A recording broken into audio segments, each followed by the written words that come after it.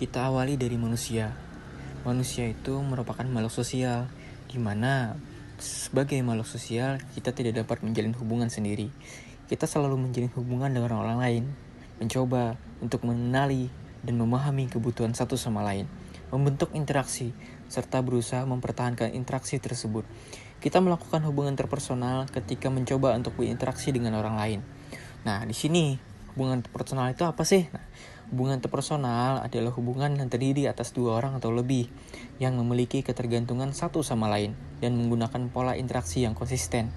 Ketika akan menjalin hubungan interpersonal akan terdapat suatu proses dan biasanya dimulai dengan interpersonal attraction. Nah, interpersonal attraction itu ketertarikan atau penilaian seseorang terhadap orang lain.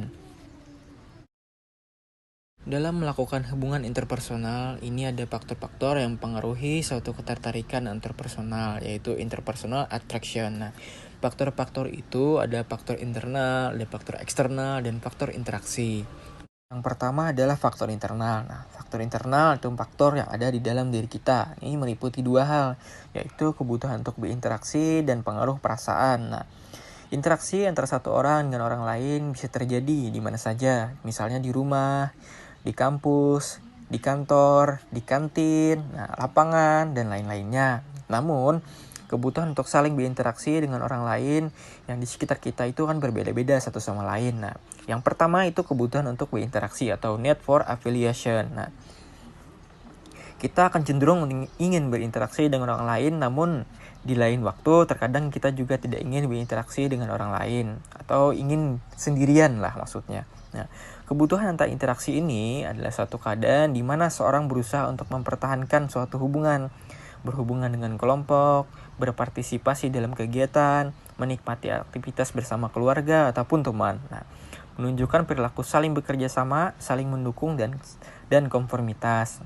Seseorang yang memiliki kebutuhan untuk berinteraksi berusaha untuk mencapai kepuasan terhadap kebutuhan ini diterima oleh orang lain, serta mereka cenderung untuk memilih bekerja bersama orang yang mementingkan keharmonisan dan kekompakan kelompok.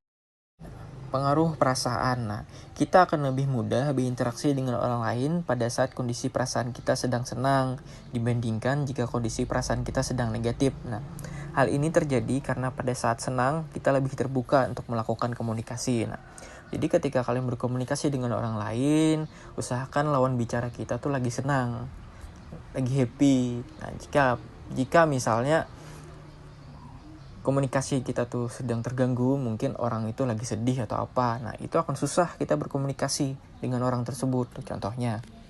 Makanya kadang ketika kita tuh berkelahi atau ada berbeda pendapat dengan orang lain, tolong redakan dulu emosi tersebut, rasa marah itu diredakan. Makanya ketika kita berkomunikasi secara senang atau nyaman, itu akan lebih mudah. Kemudian faktor eksternal itu ada kedekatan dan daya tarik fisik. Nah, kedekatan ini menjelaskan bahwa kedekatan secara fisik antara dua orang yang tinggal dalam satu lingkungan yang sama seperti di kantor dan di kelas. Nah, menunjukkan bahwa semakin dekat jarak geografis di antara mereka, semakin besar kemungkinan kedua orang tersebut untuk saling bertemu.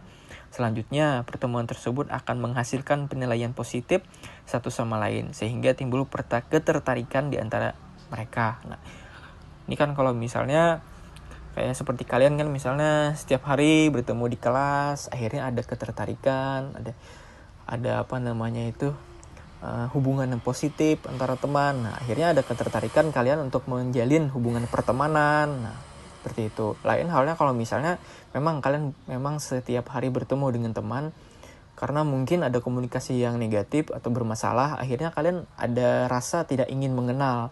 Akhirnya hubungan interpersonal itu mengalami gangguan. Nah, seperti itu.